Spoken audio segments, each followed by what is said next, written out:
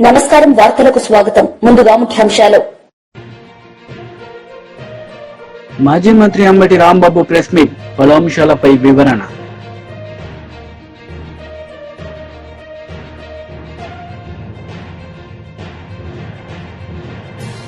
మాజీ మంత్రి Harish Rao press meet, CM Revanth రెడ్డిపై ఫైర్.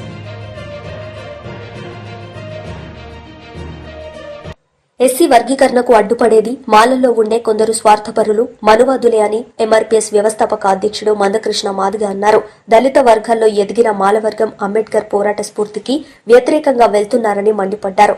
మాలలు అంబేద్కర్ వారసులు కాదని, అంబేద్కర్ ను అవమానిస్తున్నారని ఆరోపించారు. వివేక్ వెంకటస్వామికి ఎస్సీ వర్గీకరణకు అడ్డు తగిలే శక్తి ఉంటే కాంగ్రెస్ కు రాజీనామా చేసి వర్గీకరణను వ్యతిరేకించే పార్టీలో చేరాలని సూచించారు. దళిత వర్గాల హక్కుల్ని, ఆత్మగౌరవానికి అడ్డు తగిలే వాళ్లను మనువాదులుగా పోల్చాడు. ఇప్పుడు 100 ఏళ్ల తర్వాత దళితుల్లోనే ఒక ఎదిగిన వర్గం మిగిలిన వర్గాల హక్కులను హరించడానికి కుట్రలు చేస్తున్నప్పుడు, అంబేద్కర్ స్ఫూర్తికి విరుద్ధంగా వాళ్ళు ప్రవర్తిస్తున్నప్పుడు వాళ్ళని మేము మనువాదులు అంటున్నాం. ఈ రోజు మా ప్రాతినిధ్యం విద్య, ఉద్యోగ, రాజకీయ రంగాల్లో మా ప్రాతినిధ్యం లేదనే విషయం అర్థమైనప్పుడు, అవి కమిషన్లన్నీ నిర్ధారణ చేసినప్పుడు మా వాట మేము కోరుకోవడం అనేది అంబేద్కర్ స్ఫూర్తికి అనుగుణమైంది కదా. మా వాటకు అడ్డు తగులుతున్నది మనువాదుల ఆలోచనకు అనుగుణంగా ఉన్నది కదా. నేను తీసుకొచ్చిన ఈ రథాన్ని ఎవరైనా ముందుకు నడపండి, ముందుకు తీసుకెళ్ళండి. నేను ఇక్కడ రథాన్ని తీసుకొచ్చి ఇక్కడ పెట్టాను, దాన్ని ముందుకు నడిపించండి, కానీ వెనుకకు లాగద్దు అని అంటాడు. గతంలో 3 పంటలకు రైతు బంధు ఇవ్వాలని డిమాండ్ చేసిన రేవంత్ రెడ్డి ఇప్పుడు ఒక పంటకు కూడా ఇవ్వకుండా ఎగ్గొట్టారని మాజీ మంత్రి హరీష్ రావు విమర్శించారు. రైతు బంధు, రైతు బీమా ద్వారా రైతులకు 82,000 కోట్లు ఇచ్చింది కేసీఆర్ అని గుర్తు చేశారు. రేవంత్ రెడ్డి సీఎం అయ్యాక రైతు బంధు, రైతు బీమా, బతుకమ్మ చీరలను ఎగ్గొట్టారని ఆరోపించారు. గతంలో ఎల్ఆర్ఎస్ విషయంలో బీఆర్ఎస్ ప్రభుత్వంపై అసత్య ఆరోపణలు చేసిన రేవంత్ రెడ్డి ఇప్పుడు 15,000 కోట్లు ప్రజల నుంచి కట్టించాలని అధికారులకు ఆదేశాలు ఇస్తున్నారని తెలిపారు. పేదలపై సీఎంకు ప్రేమ ఉంటే ఎల్ఆర్ఎస్ ను ఉచితంగా చేయాలని హరీష్ రావు డిమాండ్ చేశారు. ఆడపిల్లలకు కట్నం పెడతామంటే ప్రాణం పోయినా సరే ఆడపిల్ల కట్నం తప్పకుండా ఇస్తాం, చెల్లించుకుంటాం, వాళ్ళ మాట తప్పకుండా ఇస్తుంటాం. ఆడపిల్లకు మాట ఇచ్చి తప్పితే అది పెద్ద పాపంగా మనం తెలంగాణలో భావిస్తూ ఉంటాం. మరి అలాంటి ఆడపిల్లల్ని, మన అక్కా చెల్లెల్ని మోసం చేసినటువంటి చరిత్ర ఇవాళ రేవంత్ రెడ్డి గారిది. ఆ రోజేమో 2 చీరలు ఇస్తా అన్నాడు. 2 చీరలు కాదు కదా, కనీసం జాకెట్ పీస్ కూడా ఇవ్వలేన.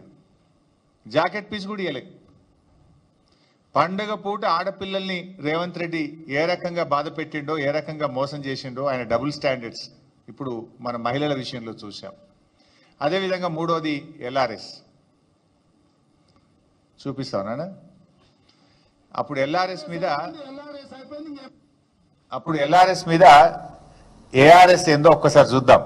ఏఆర్ఎస్ అంటే ఏందనుకుంటున్నారా? ఎల్ఆర్ఎస్ అయిపోయింది, ఇంక ఎంఆర్ఎస్ తెస్తాడంట. పెద్ద మంచి లేదు, పెద్ద మంచి ఎల్ఆర్ఎస్ అంటే అదే ఇంక ఎంఆర్ఎస్ కూడా తెచ్చేటట్టు ఉన్నాడు. అదేంటి అంటే మ్యారేజ్ రెగ్యులరైజేషన్ స్కీమ్ సార్. వాళ్ళ రక్తాన్ని పీల్చాలనేటువంటి ఆలోచనతో రాష్ట్ర ప్రభుత్వం ఉంది. వీలైతే అసలు కట్టబాకండి. ఇబ్బడి ముబ్బడిగా మీరు తీసుకొచ్చిన అప్పులన్నింటినీ కట్టడానికి ఆ అప్పుల భారం ఈ రోజు ప్రజల మీద వేస్తా ఉన్నారు. ఈ రకంగా ఎల్ఆర్ఎస్ సబ్జెక్ట్ కూడా ఉంది. ఈ ఎల్ఆర్ఎస్ సబ్జెక్ట్ కి సంబంధించింది దానకిషోర్ గారు మీ అందరితో మాట్లాడారు, మేడం గారు కూడా మాట్లాడారు అనుకుంటాను, సిఎస్ గారు. దీన్ని కూడా మనం చాలా రషప్ చేసి ఏదైతే షార్ట్ ఫాల్ అప్లికేషన్స్ అన్ని కూడా వాళ్ళు మళ్ళీ అప్లోడ్ చేయడానికి మళ్ళీ మన వాళ్ళు నోటిఫికేషన్ ఏదో ఇచ్చినట్టు, మీకు షెడ్యూల్ ఏదో ఇచ్చినట్లున్నారు. వాటిని కూడా మనం షార్ట్ అవుట్ చేయాల్సిన రెస్పాన్సిబిలిటీ ఉంది. దానికి కావాల్సిన టీములు కూడా కావాలంటే ఐడెంటిఫై చేసుకొని రిక్వెస్ట్ చేసుకుందాం అనుకున్నాం. సో ఎల్ఆర్ఎస్ మీద ఏఆర్ఎస్ ఏందో చూశారు. ఎల్ఆర్ఎస్ అంటే ల్యాండ్ రెగ్యులరైజేషన్ స్కీమ్, మరి ఏఆర్ఎస్ అంటే యనమల రేవంత్ రెడ్డి స్కీమ్. ఆ రోజు బీఆర్ఎస్ పార్టీ అధికారంలో ఉన్నప్పుడు ఎల్ఆర్ఎస్ ఉచితంగా చేయాలని, పేదల రక్తమాంసాలు పీలుస్తున్నారని, పేదలను ఉసురు పోసుకుంటున్నారని రెచ్చిపోయి మాట్లాడిండు రేవంత్ రెడ్డి గారు, బట్టి విక్రమార్క గారు, ఉత్తమ్ కుమార్ రెడ్డి గారు, కోమటిరెడ్డి గారు, సీతక్క గారు. ఇంకా అందరి వీడియోలు ఉన్నాయి, నేను టైం వేస్ట్ చేయదలుచుకోలేదు. కానీ ఇవాళ ఏమంటున్నారు? డబ్బు కట్టాల్సిందేనట. ఇప్పుడు 15,000 కోట్ల రూపాయల డబ్బు కట్టండి అని అధికారులకు ఛార్జ్ మెమోలు ఇస్తున్నారు. ఏమైంది? ప్రజల దగ్గర డబ్బు కట్టిస్తలేరు. ప్రజల్ని బెదిరించండి, అవసరమైతే కడీలు వీకండి, లేఅవుట్లు కూల్చండి, ప్రజల చేత డబ్బు కట్టించండి అని చెప్పి ఇవాళ ప్రజల రక్త మాంసాలు పీల్చి ఇవాళ ఎల్ఆర్ఎస్ డబ్బులు పేద ప్రజల దగ్గర వసూలు చేస్తా ఉన్నారు. నేను అడుగుతా ఉన్నా, ఆ రోజు ఉచితంగా చేయాలన్న మీరు ఇవాళ పేద ప్రజల రక్త మాంసాలు ఎందుకు పీలుస్తున్నారు? ఎందుకు ఎల్ఆర్ఎస్ కు ప్రజలు డబ్బులు కట్టాలి? కట్టద్దు అని బట్టి విక్రమార్క మాట్లాడింది కదా, గదే మాట మేమంటున్నాం. తెలంగాణ ప్రజలారా ఎల్ఆర్ఎస్ కట్టకండి. ఆనాటి బట్టి గారి మాటని నేను ఇవాళ చెప్తా ఉన్నా. నిజంగా మీరు మనుషులైతే, మాట మీద నిలబడే తత్వం ఉంటే, పేదల మీద ప్రేమ ఉంటే ఎల్ఆర్ఎస్ ను ఉచితంగా చేయాలని బీఆర్ఎస్ పార్టీ డిమాండ్ చేస్తుంది. నాలుగోది నిరుద్యోగులు.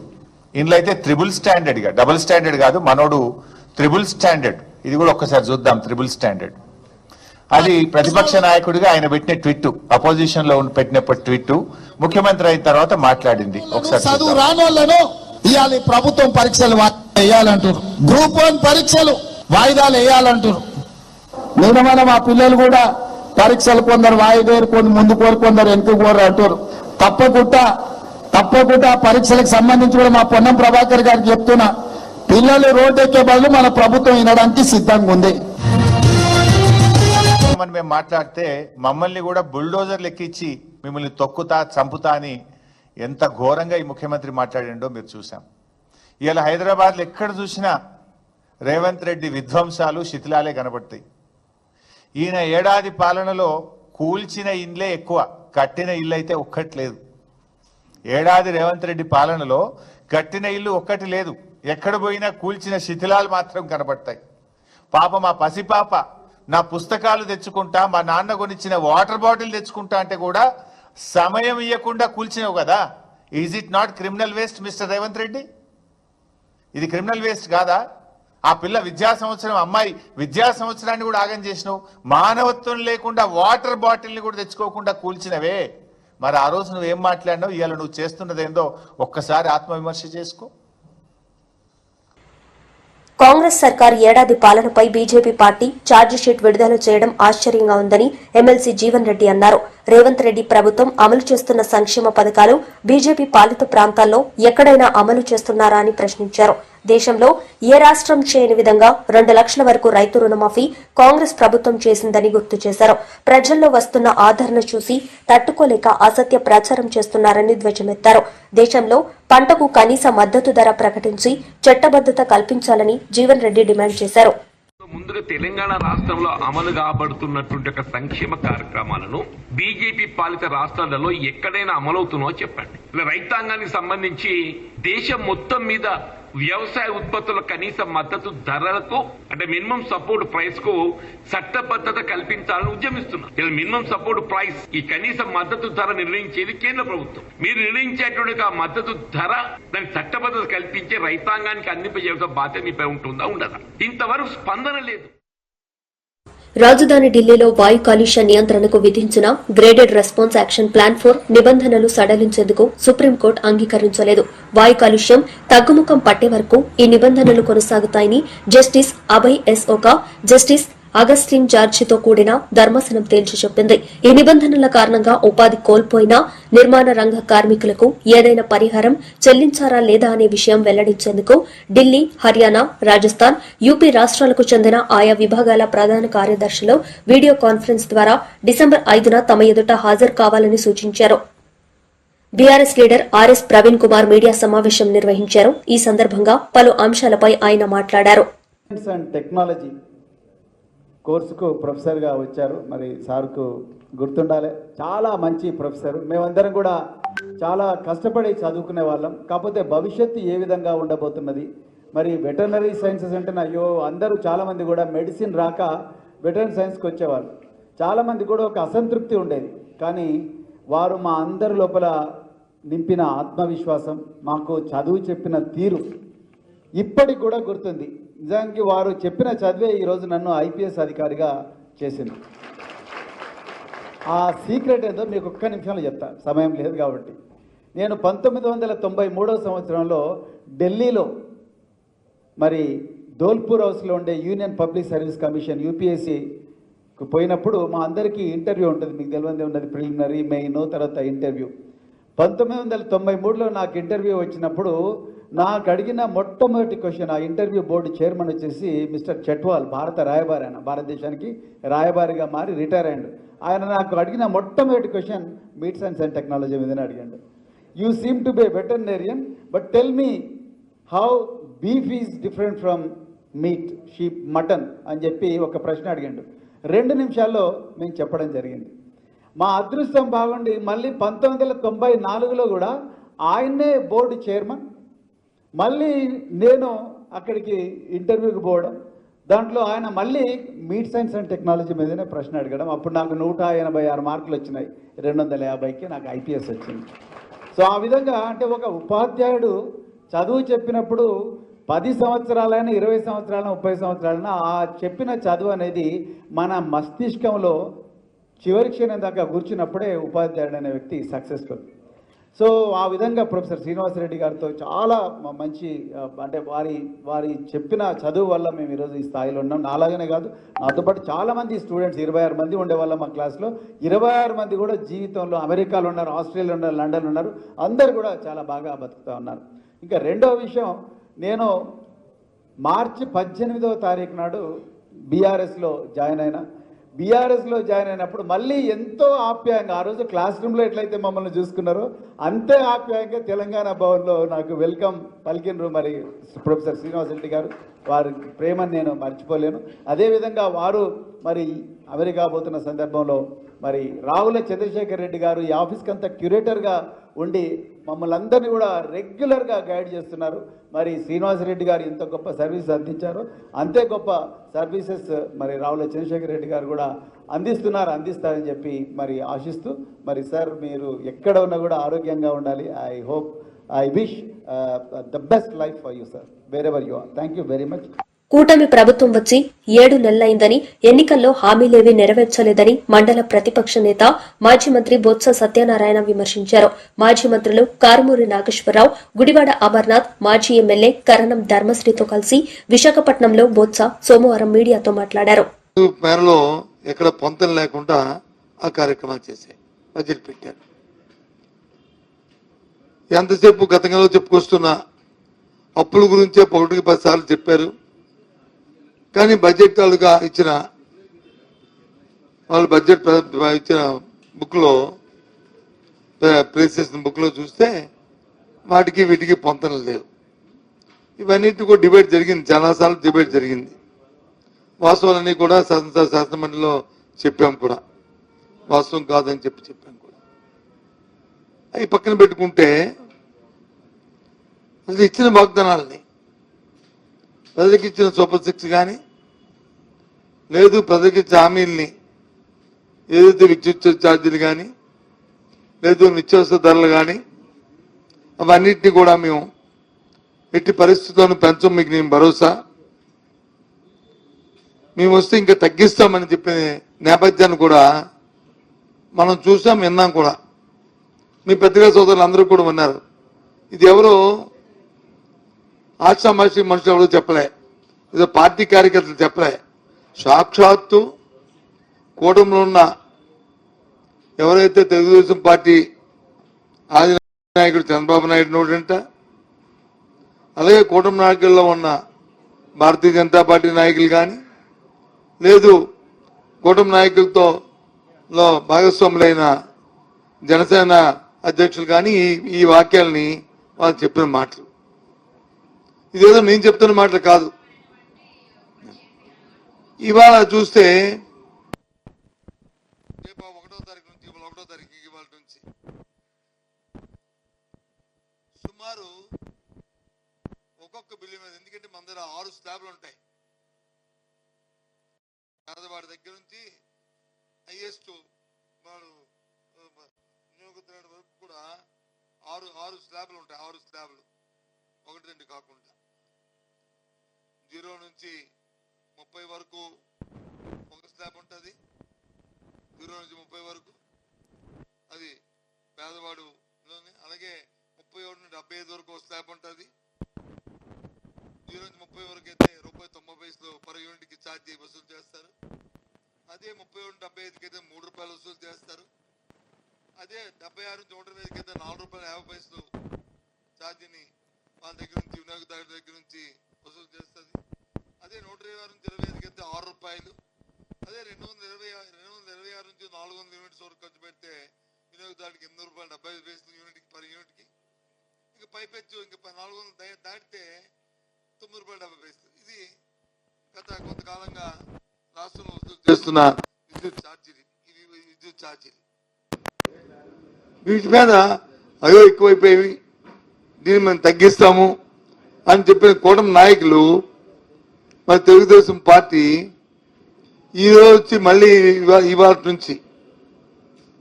నుంచి సుమారు 6,072 కోట్ల రూపాయల్ని ఇవాళ వచ్చి అదనంగా భారం మోపింది. దాని నుంచి ఏదైతే నేను చెప్పానో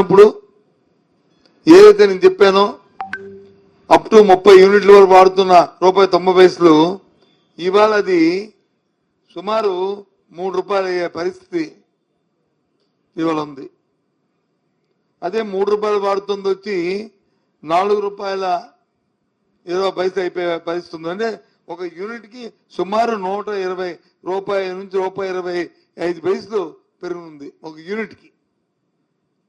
యూనిట్కి ఇది పెరుగుతుంది. మాజీ మంత్రి అంబటి రాంబాబు మీడియా సమావేశం నిర్వహించారు. ఈ సందర్భంగా ఆయన మాట్లాడారు. కాకినాడలో ప్రశ్నిస్తున్నారు, ఏమిటి అన్యాయం, పీడిఎస్ రైస్ ఎందుకు వెళ్తుంది? ఎవరిని అడుగుతున్నావు స్వామి? నీ చెక్ పోస్టులు ఉన్నాయి, అక్కడ నీ ఆధీనంలో ఉంది. ఒక పెద్ద డ్రామా, చేతగాని తనం, ఎదుటివాడి మీద మాట్లాడేటటువంటి ప్రయత్నం మీరు చేస్తున్నారు. నేను నిన్న కూడా చెప్పా, కాకినాడలోనే ఉంటాడు మన పౌర సరఫరాల శాఖ మంత్రి. ఎందుకంటే కలెక్షన్ కోసం నేను అంటున్నారు, ఫుల్ కలెక్షన్. నేను మొన్న చెప్పాగా 200 కోట్ల రూపాయలు రైతులు కాదు మిల్లర్స్కి రిలీజ్ చేశారు. 8% కాడ కొట్టేశారు. ఇది ఏ మిల్లోననే చెబుతారు. ఇది నా ఆరోపణ. సమాధానం చెప్పండి. సమాధానం చెప్పరు. సమాధానం చెబితే తీసుకోమని నిజమే కదా అని మిల్లర్స్ అందరూ వచ్చేటువంటి పరిస్థితి ఉంటుంది. ఆయన అంటాడు, అసలు ఈ కాకినాడ పోర్ట్ నుంచి గత 3 సంవత్సరాల్లో ఎన్ని లక్షల మెట్రిక్ టన్నులు ఉత్పత్తి అయిందో చెబితే మీరు ఆశ్చర్యపోతారు. 1,35,00,000 మెట్రిక్ టన్నులు కాకినాడ పోర్ట్ నుంచి వెళ్ళింది. అది ఎంత అంటే 48,537 కోట్ల ఖరీదు చేసేటటువంటిది ఈ గత 3 సంవత్సరాల్లో జగన్మోహన్ రెడ్డి గారి పరిపాలన వెళ్ళింది. ఇది అక్రమం, అన్యాయం, ప్రజలు ఆశ్చర్యపోతున్నారు అని నేను ఇంకోటి చెబితే అందరూ ఆశ్చర్యపోతారు. పవన్ కళ్యాణ్ గారు కూడా ఆశ్చర్యపోతాడు, మన మనోహర్ కూడా ఆశ్చర్యపోతాడు. అంటే వాళ్ళిద్దరూ ఆశ్చర్యపోవడానికి వాళ్ళకి తెలియకపోతేగా, తెలిసే ఉంటుంది. అందుకని ఆశ్చర్యపోరేమని నాకు అనుమానం. అదేంటో తెలుసా మీకు? మొత్తం ఈ రాష్ట్రంలో కాదు, ఈ దేశంలోనే రైస్ ఎక్స్పోర్ట్ చేసేటటువంటి కంపెనీ ఏదైనా ఉంది అంటే దేశంలో 3rd ప్లేస్లో ఉన్న కంపెనీ ఒకటి ఉంది. మన రాష్ట్రంలో నెంబర్ 1 ప్లేస్లో ఉన్నటువంటి కంపెనీ ఒకటి ఉంది. దాని పేరు పట్టాభి ఆగ్రో. ఎవరిదో తెలుసా? ఇది పయ్యావుల కేశవులు గారి వియ్యంకులది. పయ్యావుల కేశవులు గారు ఎవరో తెలుసు కదా? మీ సహచర మంత్రి, ఫైనాన్స్ మినిస్టరు. ఆయన వియ్యంకుడు మొత్తంలో నెంబర్ 1గా ఆంధ్ర రాష్ట్రం నుంచి బియ్యాన్ని ఎగుమతి చేసినటువంటి గొప్పవాడు. ఇంకోటి కూడా చెప్తున్నా, మొన్న మీరు స్టెల్లా అనే దానిలో పట్టుకున్నారు కదా, కలెక్టర్ గారు వెళ్ళి సీజ్ చేశాడు. స్టెల్లా అనేటువంటి వెజల్ని పట్టుకున్నారు. ఇదే గొడవ. ఇవాళ మీరు డీప్ సీలో ఉంది ఒకటి, ఎంవి కనస్టర్ ఆ వెజల్ పేరు. దానిలో 42,500 మెట్రిక్ టన్నులు ఆల్రెడీ పట్టాభి ఆగ్రో వాళ్ళు లోడ్ చేశారు. ఇంకా కొంత లోడ్ చేయాలి. రఫ్సీ ఉంది కాబట్టి లోడ్ చేయడం లేదు. ఈ రఫ్సీ కొద్దిగా తగ్గిన తర్వాత అది కూడా లోడ్ చేసి దాన్ని ఎగుమతి చేయబోతున్నారు నైజీరియాకి. నా ఆరోపణ చెప్తున్నా, దీనిలో టోటల్గా పీడిఎస్ రైస్దే నేను ఆరోపణ చేస్తున్నా. పవన్ కళ్యాణ్ గారు, తమరు నాదెళ్ల మనోహర్ గారు మళ్ళా వెజల్లో వెళ్ళండి, సీజ్ ది షిప్ అని చెప్పండి. షబాష్. పయ్యవులు కేసులు గారి బియ్యంకుడిదైనా కూడా బ్రహ్మాండంగా పట్టుకున్నారా. నిజమైన నిజాయితీ పరులు మన పవన్ కళ్యాణ్ గారు, మనోహర్ గారు. వార్తలు ముగించే ముందు ముఖ్యాంశాలు మరోసారి. మాజీ మంత్రి అంబటి రాంబాబు ప్రెస్ మీట్, పలు అంశాలపై వివరణ.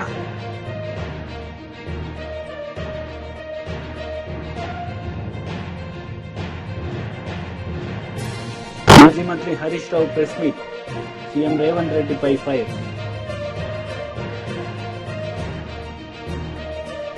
ఈ వార్తలు ఇంతటితో సమాప్తం. తిరిగి ప్రసారమయ్యే వార్తల్లో మళ్లీ కలుద్దాం. అంతవరకు సెలవు. నమస్తే.